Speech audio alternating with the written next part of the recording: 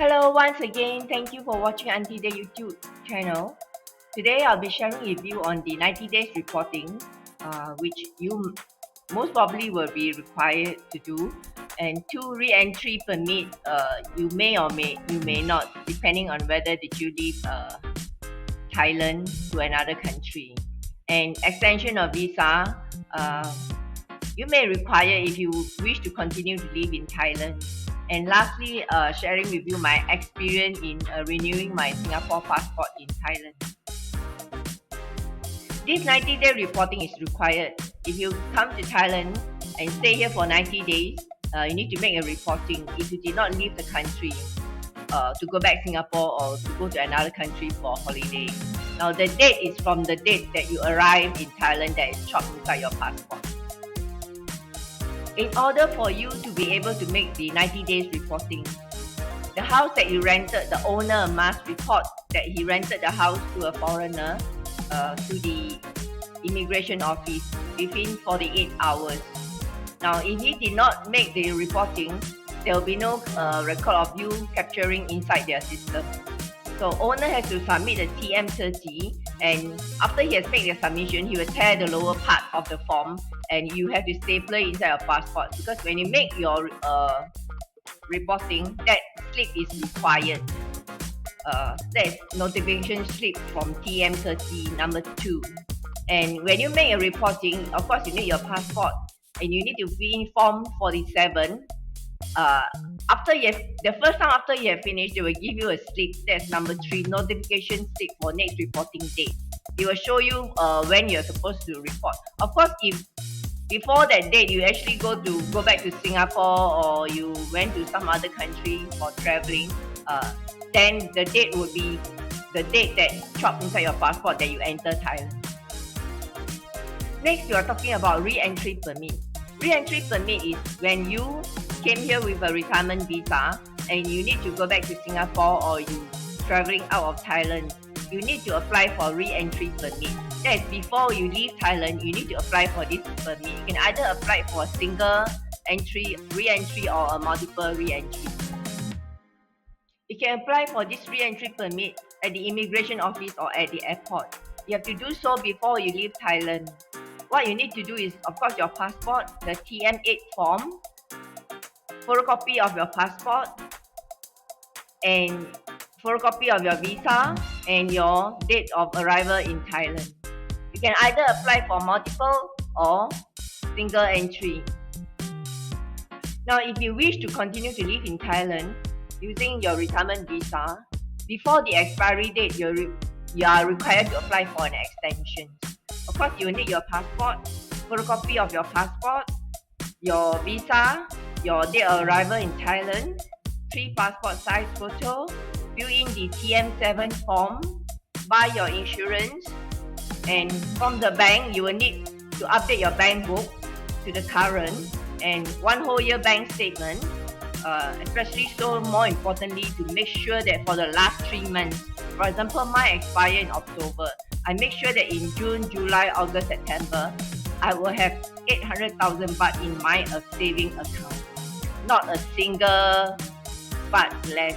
Okay, and you will need a letter from the bank to show that your latest balances, and of course you will need to pay the bank for your services.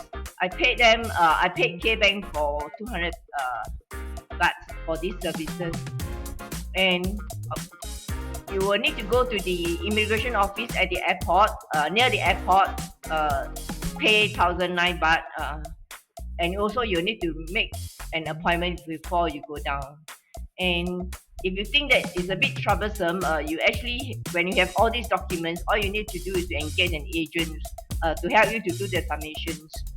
And the next day, all you need to do is to go down there to the immigration office. You can go to either the Central Festival, the one at level 2, and because they will take your photo when you are there, and it will be a lot easier. But the agency fees cost about 4,000 to 5,000 baht, depending on who you engage.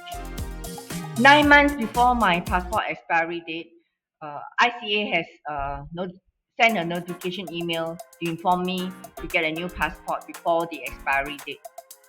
Now, what I do is that I download this Photo 8 app in my mobile phone and I take the photo myself at home.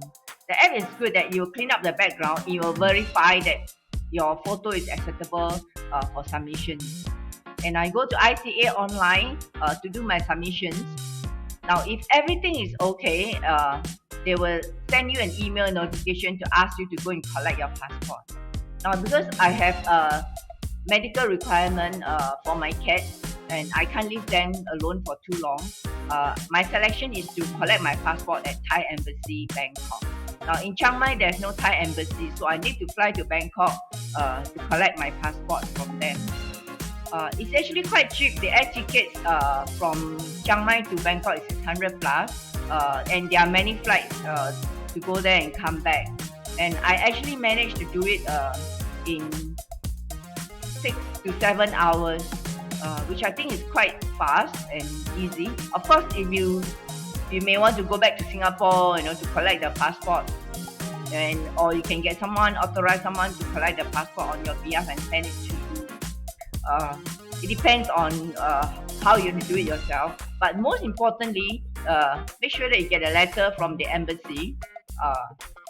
It is written like to whom it may concern, stating that your old passport is cancelled and a new passport has been issued, and to transfer all the stamps from your old passport, like your visa, your ETA date, into your new passport.